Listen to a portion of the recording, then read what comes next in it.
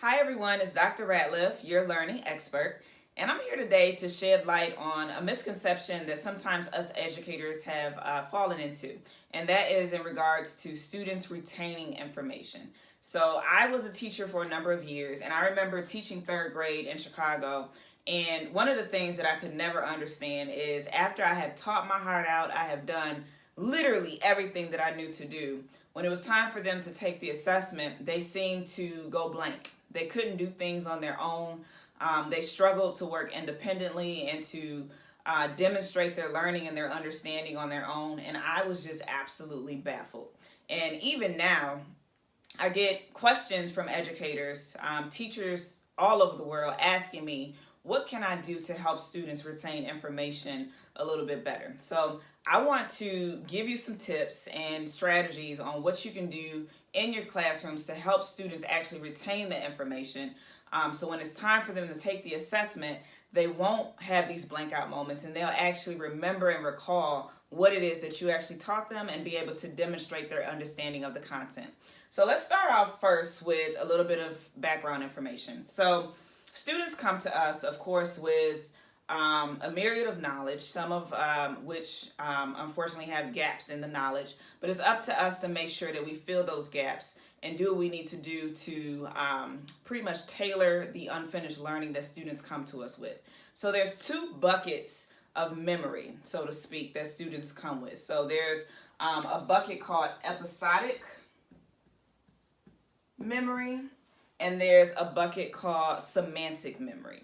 So episodic memory, when again we're talking about how do we allow or help students to retain information, episodic memory deals with contextual knowledge. So for instance, if I was to ask you, what did you have for lunch today?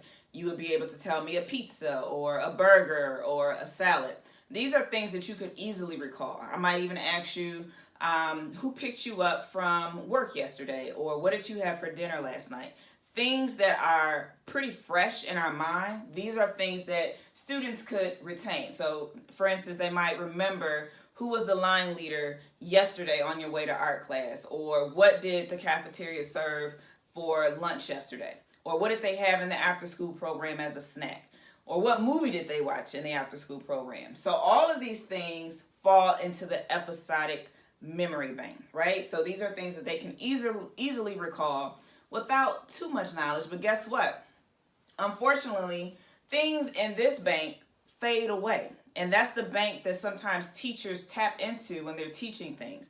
They tell them information or they expose them to information and it goes into this bucket, so to speak. And then after a while, it fades away. So if I was to ask you, what did you have for dinner 3 weeks ago? I doubt if you could tell me, right? So it's the same thing when we teach to our students. If we ask them 5 weeks from now a lesson or content that they're supposed to remember, we're sometimes baffled when they don't remember it, when actually it was us who actually did not do enough to help students to retain the information. So again, it goes into this bucket, very contextual, surface-based information, which eventually fades away. But I want to teach you about a new bucket that I want you to start tapping into with your students that's going to help them to retain the information and not only that, be able to apply it when it's time. So there's the next bucket, which is called semantic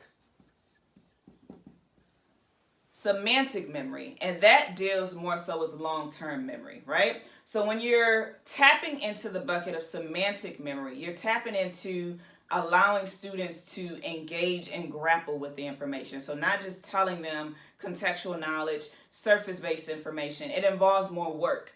It involves note-taking. It involves hands-on learning. It involves them to be able to manipulate and model with different things so that the information is actually ingrained in their minds. So when we go into a classroom and we see students all sitting, face forward, looking at the teacher, looking at the instruction that's going on, that's absolutely fine, but we have to get past that and actually start allowing students to apply and grapple with the content through the lens of semantic memory, right? So when you are teaching multiplication, so to speak, the wrong way, I would say, to do it is to focus on just straight facts, just allowing them to memorize, and we'll get into what conceptual understanding does for students later in another video.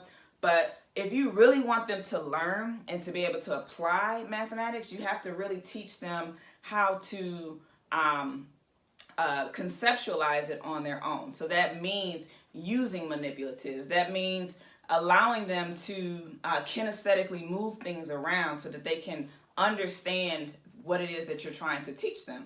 But if you just stand at the board and literally just talk your heart out, which is what I was doing when I was a third grade teacher, and when you get your results back, your assessment results, you can't really be baffled at what you see when all you did was teach at the board and not really engage the students, okay? So again, two sort of memory banks.